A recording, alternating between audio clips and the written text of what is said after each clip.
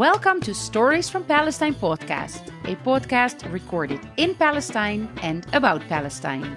My name is Crystal, I studied history and tour guiding, and I live in Palestine with my Palestinian husband and children.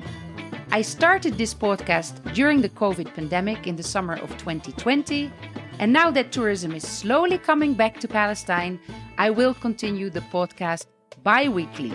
So subscribe on your podcast player and turn on the notifications if you want to be reminded of new episodes. You can also follow Stories from Palestine on Facebook and Instagram, where I will share a virtual soundbite of each new episode.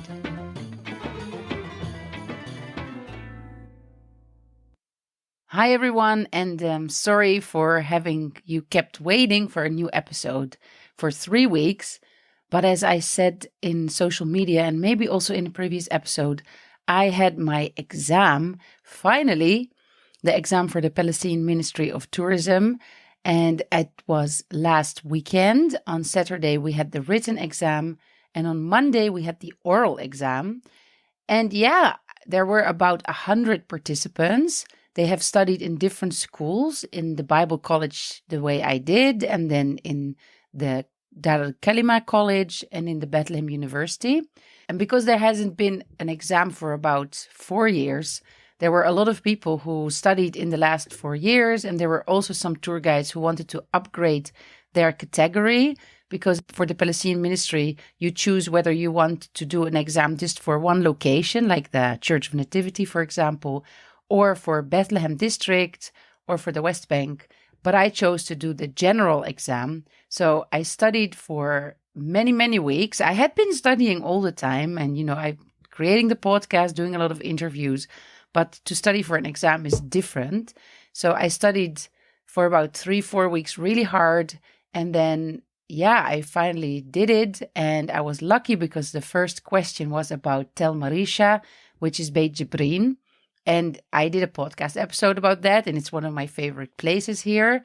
So that was easy. There was a question about Akka, and I did visit it and studied it well, so I had my answers ready. There was also about the Carmel Caves, which is Wadi Mughara. And I love caves, so I did also know how to write a lot about the caves. There was a question about Gaza, actually. They had an archaeological site mentioned in Tel Amr in Gaza, where they found the remains of the first monastery ever set up by Saint Hilarion in the 4th century. And the other questions, I think I also did it well. And then on the oral exam, I was a little bit nervous, but I was also quite comfortable because I have experience in front of groups.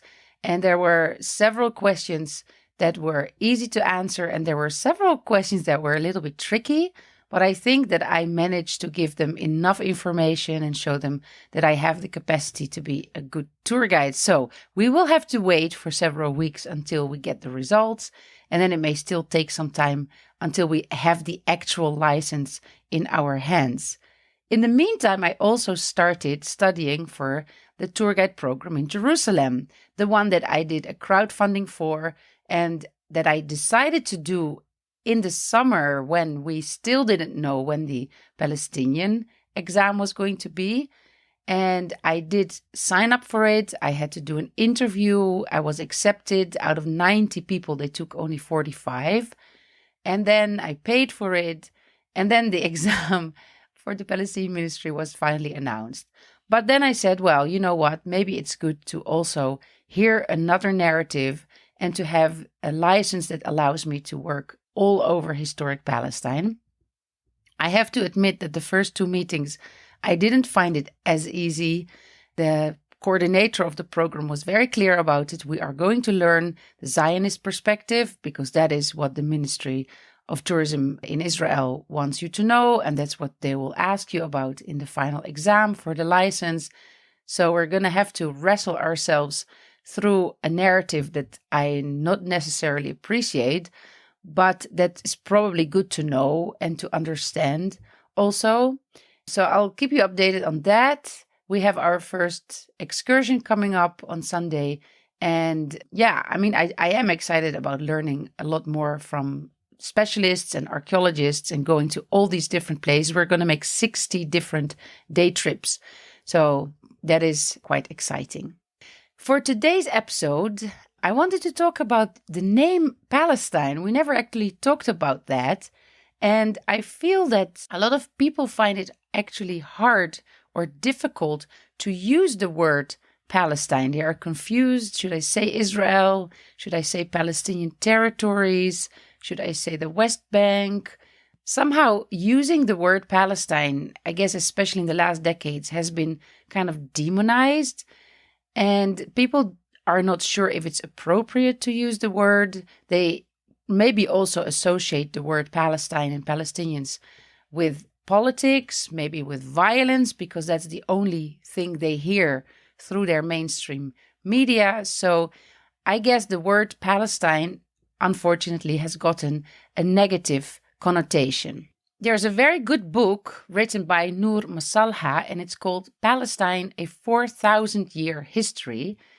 And this book describes the history and the use of the name Palestine from the very earliest references that were found in Egyptian and in Assyrian texts up until today.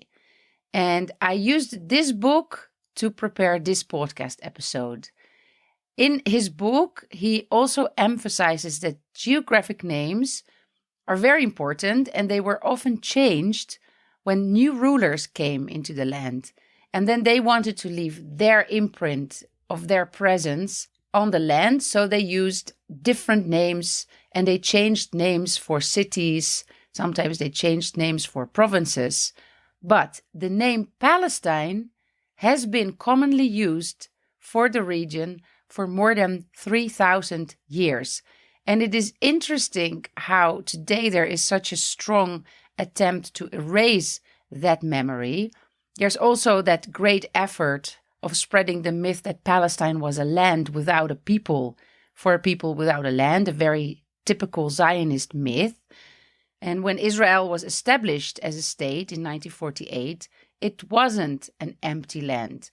It wasn't a land where just some Bedouins roamed and where some nomadic people lived. There were cities, towns, there was harbors on the coast, there even was an airport, there was a whole train network with Palestinian railways, there were cinemas and theaters where people used to go out, there was newspapers, there was a Palestinian currency, the Palestinian pound, people used to have a Palestinian passport, there were Palestinian postal stamps to send mail to other parts of the world, and there was a population of about 2 million people living here. Another typical Zionist myth is that there was never a Palestine, there were never any Palestinians, that the national identity and nationalism of Palestinians was only formed later after the establishment of the State of Israel. So they claim that there were some Arabs and Bedouins that were living in the area, roaming around with their flocks, but they didn't have a national identity. They didn't have a real connection to this land in particular. And that comes in very handy. Something Zionists will often say is, well, we only have one country, but the Arabs can move to 22 Arabic-speaking countries. And I don't know, like as if these countries would happily accept the Palestinians to move there. And I mean, it's also a really strange thing to say. Imagine somebody told me that, hey, you're from the Netherlands, you speak Dutch. Well, in Belgium, they also speak Dutch, so you can just go and live there. Yeah, it's true. They also, they speak Flemish and it's very similar to Dutch. But me, I don't know anybody in Belgium. I don't have any history there. I don't have any ties there. I do not maybe relate to their customs, their habits, their traditions. I don't understand their sense of humor. We don't share any common history or any similar experiences. So to say, oh, the Arabs who live in Israel can just move to any other of the 22 Arabic countries, that is definitely saying that, well, you don't have any heritage here, you don't have any identity here. You can just pick up your stuff and move.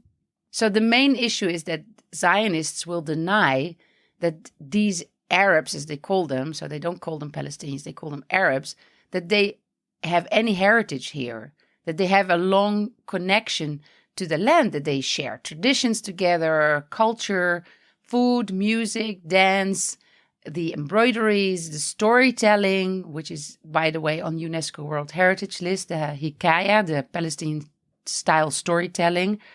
So it is recognized by UNESCO.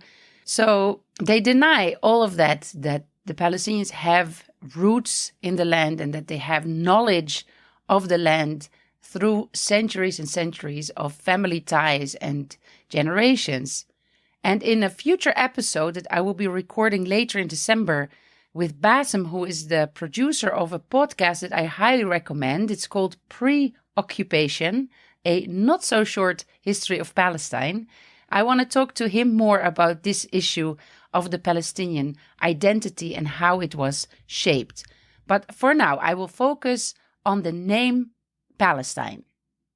The name Palestine is the most commonly used name for the region from the late Bronze Age onward until basically the British Mandate. So that is from around 1300 BC. There are some other names that can be found in ancient texts for the region.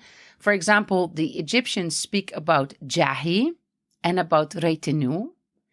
And later, Djahi and Retenu are replaced by the word Canaan. And we read the name Canaan and Canaanites in the Bible books and also in the Amarna letters.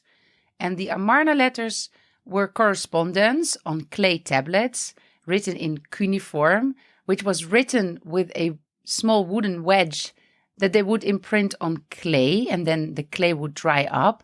And it's correspondence between the Egyptian pharaoh and the vassal kings of the city-states in the region that was called Canaan. And the people who lived in the region were multiple different groups of people. They were different tribes, and they were all called Canaanites, or the inhabitants of Canaan. They were the indigenous population. Some of them were settled, others were living a more pastoral or nomadic life, taking their flock around the land for grazing.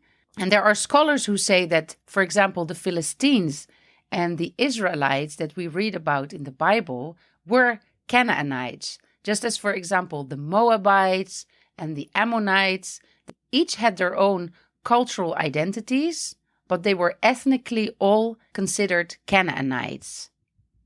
And there are also scholars who link the Canaanites to the Phoenicians. The Phoenicians lived on the coastal area of what is today Lebanon. Their main port cities were Tyre and Sidon. And the Phoenicians were known for the purple dye that they produced. They used a mollusk, a sea snail, that they cooked in a specific way to extract the purple color. And it was a hard and difficult job. First, you had to find enough snails to make enough purple dye. And then you had to do all this process. And the purple color was not found easily in nature. So it became used mainly for the robes of the royal family members. It was considered a royal color because it was not very much available and therefore it was very expensive.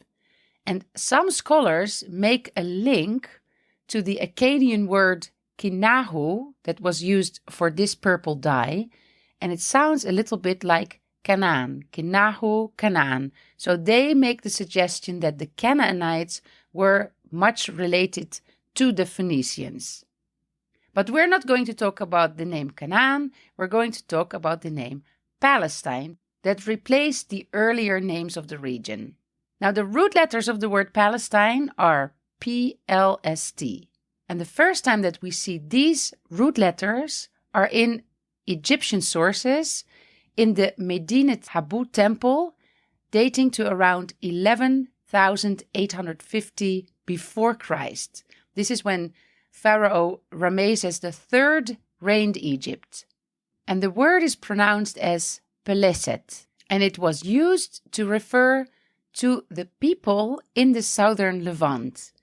And in the southern Levant, there were more people living. There is a stele called the Merneptah stele, where some other peoples of the Levant are mentioned, such as the Shardana, the Eqesh, the Teresh, Checker, the Luca, the Geta, the Amor, and the Shaus. And of course, the Philistines. And this word Philistine is related to Peleset. So now we're going to trace how Peleset developed into Falastin. From the 8th and 7th century before Christ, we have the Assyrians, a big empire that also conquered the region, and they referred to the southern coastal region as Palashtu or Pilistu. It literally meant the land of the Peleset. And when they wrote Palashtu or Piliste or even Pilistia, they didn't only refer to the well-known cities, the 5 big cities, the Pentapolis, that were Gaza, Ekron, Gath, Ashdod, and Ascalon, but it was used also for the interior country, for the mountain region. So generally for the whole area between Lebanon and Egypt. And the well-known trade route, the Via Maris, the way of the sea that connected Egypt up to the north with the area of Damascus, it was also known as the way of the Philistines.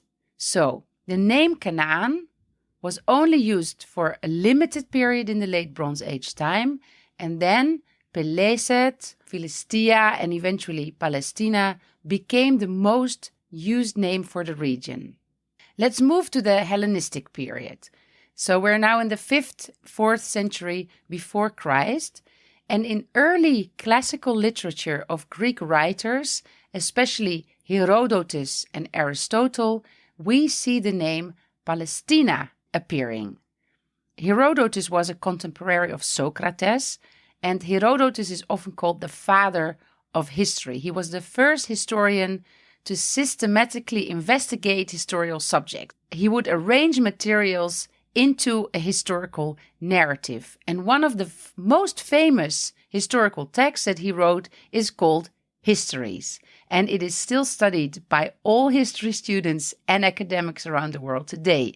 In this classical text that is written in the 5th century before Christ, the Histories, Herodotus talks about Palestine, Palestina, Syria, and the Syrians of Palestine. He distinguishes the Phoenicians from the Syrians of Palestine. And when he uses these terms, he doesn't not only refer to the coastal strip between the Carmel Mountain and Gaza, but to the whole interior of the country. And the reason why also Nur Masalha in his book emphasizes on that is because today a lot of the Zionist narrative says that there were Philistines, they were sea peoples that came from abroad, and they lived in the coastal area for a while, and then they disappeared in history. So they're trying to focus on the fact that the word Palestine was only used for just a small part of the region. But we see in these ancient texts that the word Palestine is used for a much bigger area. Herodotus visited Palestine himself, and according to his own words, he traveled extensively through the part of Syria called Palestine.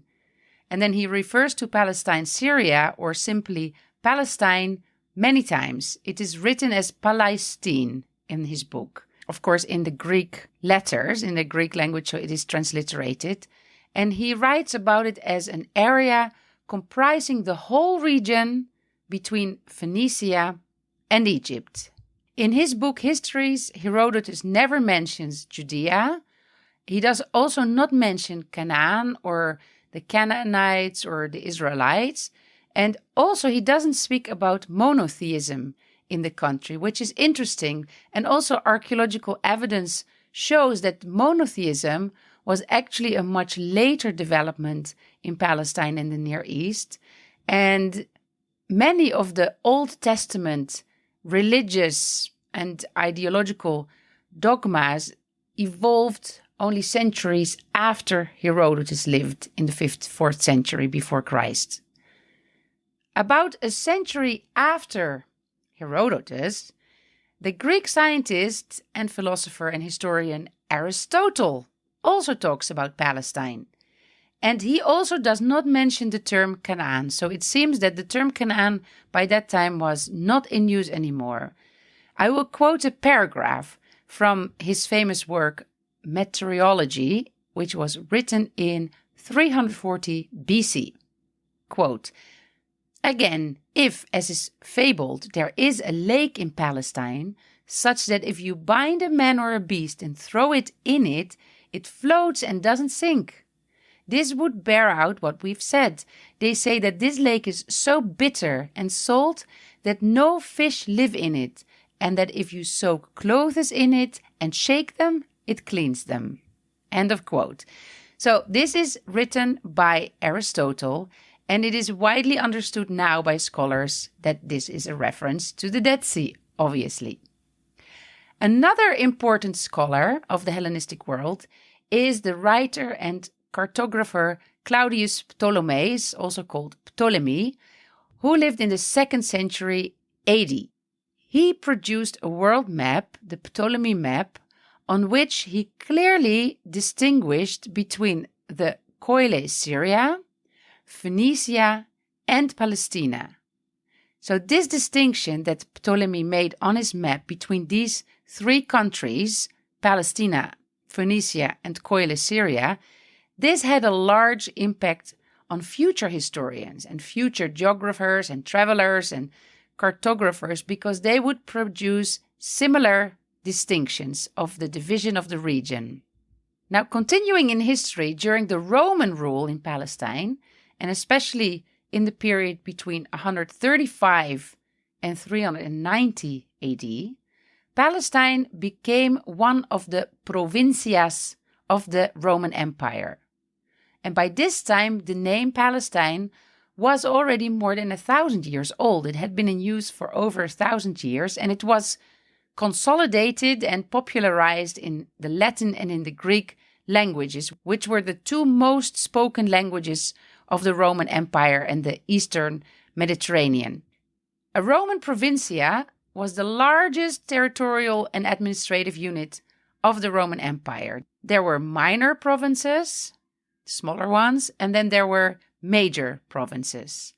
And in 135 AD, the Roman Emperor Hadrian officially combined the minor Roman province of Judea with the old Philistia and the Galilee in the north and Idumea in the south. And all of these smaller provinces together then formed a new major province that he called Syria Palestina. Now, we often hear from the Zionist perspective that Hadrian did this after the revolt of the Jewish people in Jerusalem as a punishment to the Jewish people, and that he chose to use the word Palestine because of the Old Testament narratives of the struggles between the Israelites, the Jews, and the Philistines. But with this narrative, they completely ignore that the name Palestine had been a common name commonly used for over 1,000 years in the region, and that Hadrian probably chose it because in both Greek and in Latin writings, it was the popular name used for the area.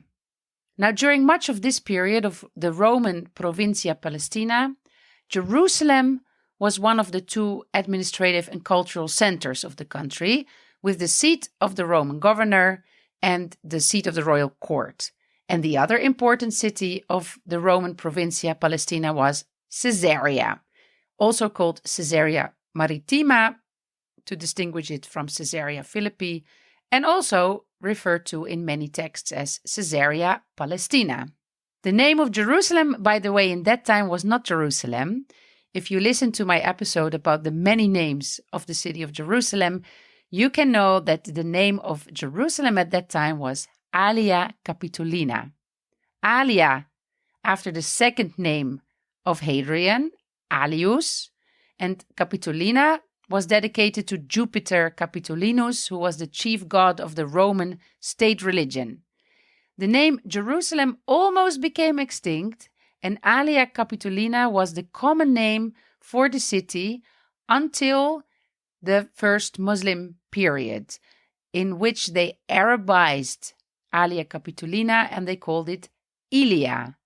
And it was still used as Ilia in some of the medieval Arabic sources in the 10th century. And then we start to see a change from Ilia to Beit el-Maqdis, the House of Holiness. And from Beit el-Maqdis, then it changes into Al-Quds. And that's why Palestinians today still call it Al-Quds. But you can listen back to the episode I did about the names of Jerusalem. Now, in the course of time, in the Roman era, this longer name of the Provincia Syria Palestina became simply Palestina.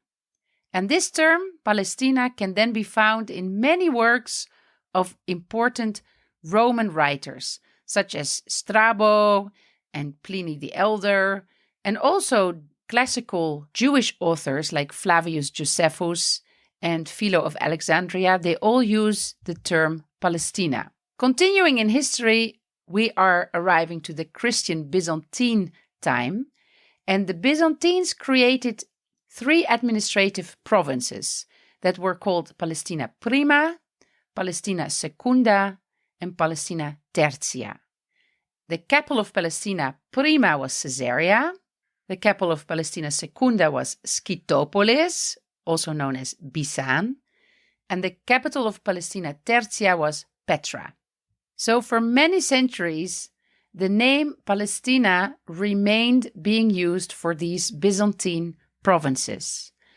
And then in 638, when Omar ibn al-Khattab arrived to the region with his Muslim army and they conquered the land from the Byzantines, they started using the name Palestina, but because in Arabic there is no P, you will often hear that they pronounce the P more as a B, or in this case, it was changed into an F. So instead of Palestine, it became Falastin. And that is why Arabs will say Falastin instead of Palestine or Palestine. The new Islamic rulers that arrived here in the 7th century divided the region that they conquered into 5 districts or 5 provinces. And they called them Ajnad, or that's plural, in single it's Jund. So there were 5 governors. There was a governor for Jund Damascus. There was a governor for Jund Falastin, Jund al-Urdun, Jund Hims, and Jund Kenasrin. 5 governors, 5 provinces, and one of them was called Jund Falastin. So we keep seeing the name Palestine being used. The capital of Jund Falastin was initially Lud, a city that still exists today, and it gave its name to the first airport of Palestine. Later, under the State of Israel, it became known as the Ben Gurion Airport, but it was officially a Lud airport. But when Suleiman ibn Abdel Malik, the son of the caliph who built the Dome of the Rock, decided to build a new city close to Lud, the city of Ramla, Ramla became the capital of Jund Falastin. Ramla, by the way, is the only city that was built completely new in the first Arabic Islamic Muslim time. And you can learn more about Ramla and Lud in the second part of the episode I recorded on the way from Jerusalem to Jaffa, it's called. Jund Falastin was the richest province of the region. And I will quote from a historian and geographer called Al-Maqdisi from his very well-known book, The Best Divisions for the Knowledge of the Regions, what he wrote about Palestine. He writes in the 10th century, and he writes about the agricultural produce and the manufactured goods of Palestine. And I quote, "Within the province of Palestine may be found, gathered together, 36 products that are not found, thus united in any other land.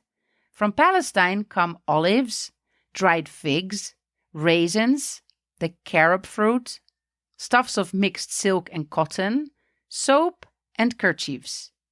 From Jerusalem come cheeses, cotton, the celebrated raisin of the species known as Ainuni and Duri, excellent apples, bananas, which same is a fruit in the form of a cucumber, but when the skin is peeled off, the interior is not unlike the watermelon, only finer flavored and more luscious.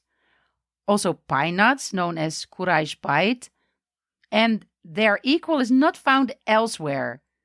Further, mirrors, lamp jars, and needles. From Jericho is brought excellent indigo. From Surar and Beisan came indigo and dates, and rice. Also, the treacle called dibis. From Amman, grain, lambs, and honey. From Tiberias, carpet stuffs, paper, and cloth. From Kadas, clothes of the stuff called munayir and balaisia, also ropes. End of quote. In the periods that follow, the Crusader period, the Ayyubid period, the Mamluk and Ottoman periods, the name Palestine appears on several Arab and Venetian world maps. You can read more about that in the book of Nur Masalha, Palestine, a 4,000-year history. The name Palestine is also mentioned by writers such as Yaqub al-Hamawi. He writes in the 13th century, and he writes, and I quote, "Palestine is the last of the provinces of Al-Sham towards Egypt. Its capital is Jerusalem. Of the principal towns are Asqalan, Ar-Ramla, Gaza, Arsuf, Caesarea, Nablus, Ariha, Amman, Jaffa, and Beit Jibrin." End quote.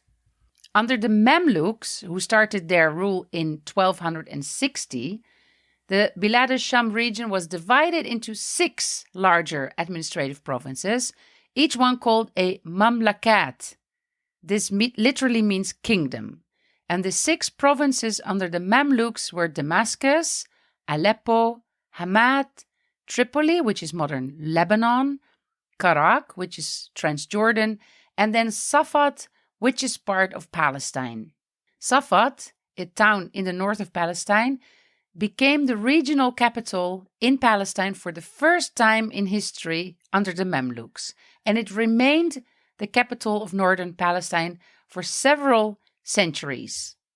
When the Ottomans came in 1516, they changed the name of the administrative province of Safat from Mamlakat Safat to Sanjak Safat.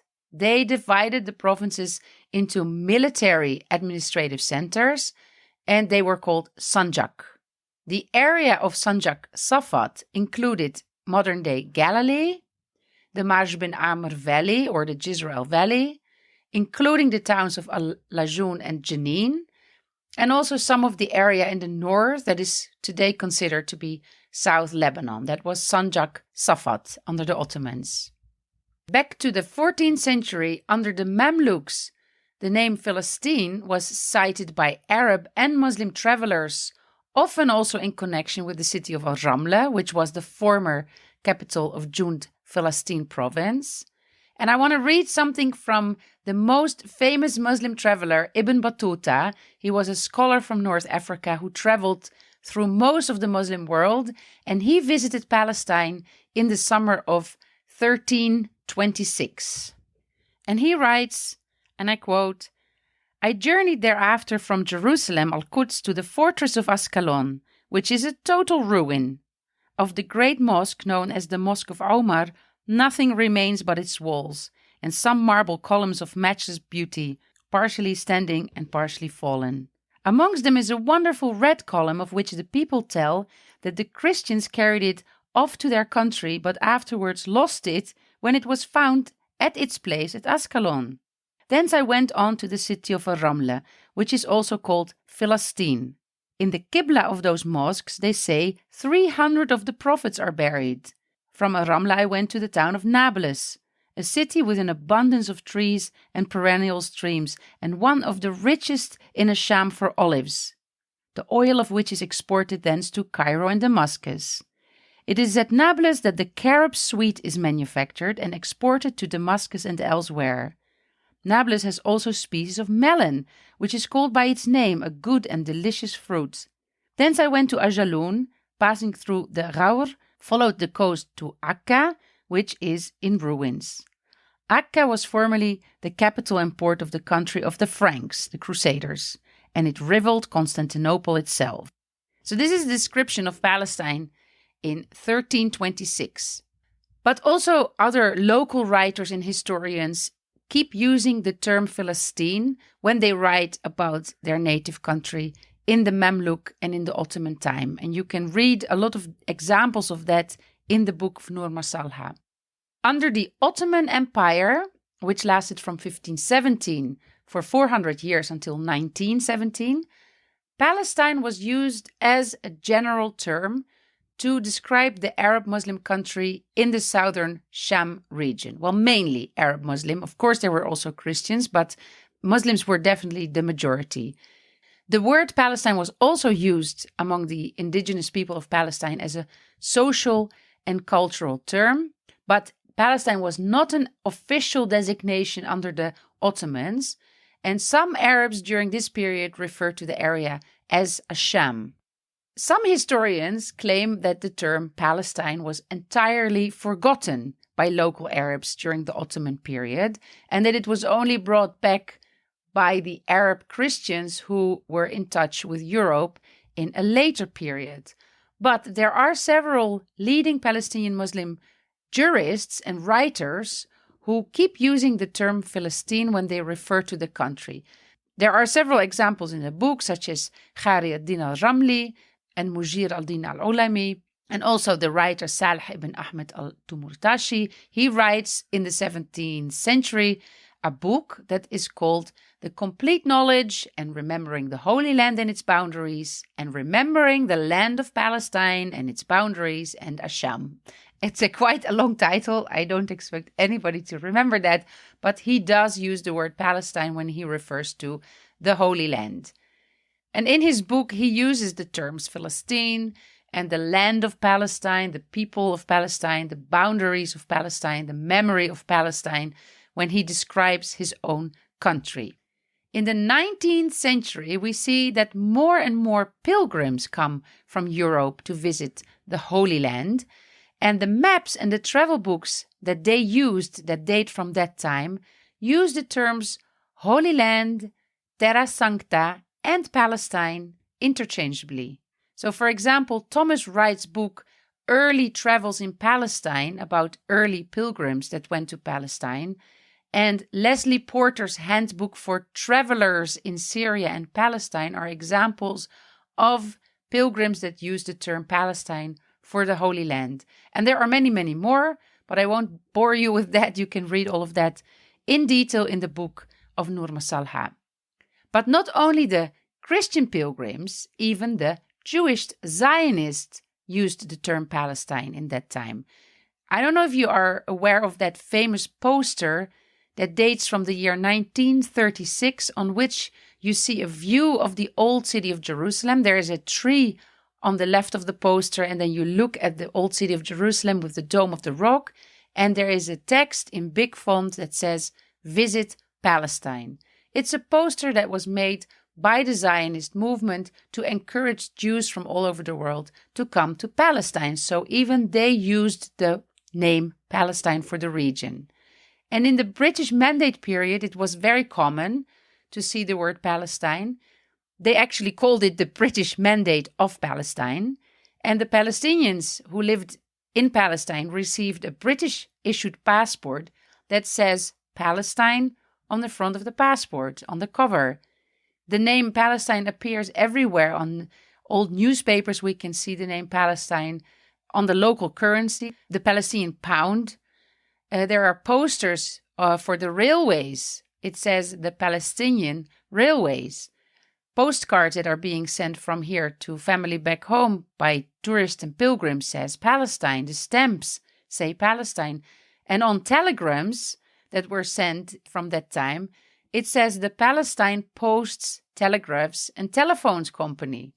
So I could give a lot of more examples, but I think that it is clear now that the name Palestine, that originally started in the late Bronze Age with the root letters PLST, and via Peleset, Philistia, and then Palestine, and then became Falastin, it has remained the common name that was used to describe the area that Palestinians, the inhabitants of the land, consider their homeland, Palestine. And these inhabitants, the local people, they have seen empires come and go. They have had different rulers, different governors. They paid taxes to different administrations. And while all these rulers came and went, the natives, the locals, who kept working the land, who kept producing food and producing artisan work, they developed here intellectually. They had dreams and hopes. They were creating a common history, a common heritage, culture, with their own habits, with their own food tradition, their dance, their music, their embroidery, and many more aspects of their common identity. And therefore, Palestinians call themselves Palestinians in the land of Palestine. But about that topic, the identity of Palestinians, I will soon record a podcast episode with Bassem. And if you already want to listen to his podcast, you can find it wherever you listen to your podcast. And it's called Preoccupation, a not so short history of Palestine. Thank you for listening to this week's episode. And I will do my best to make a new episode within the next 2 weeks.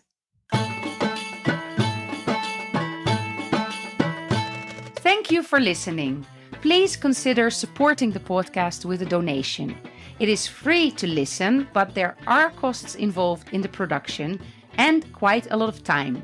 It's very much appreciated if listeners chip in, and you can already do that with a couple of bucks on the Ko-fi page. You can find the link in the show notes, as well as other links to the social media accounts and the website. I hope you will tune in again for the next episode.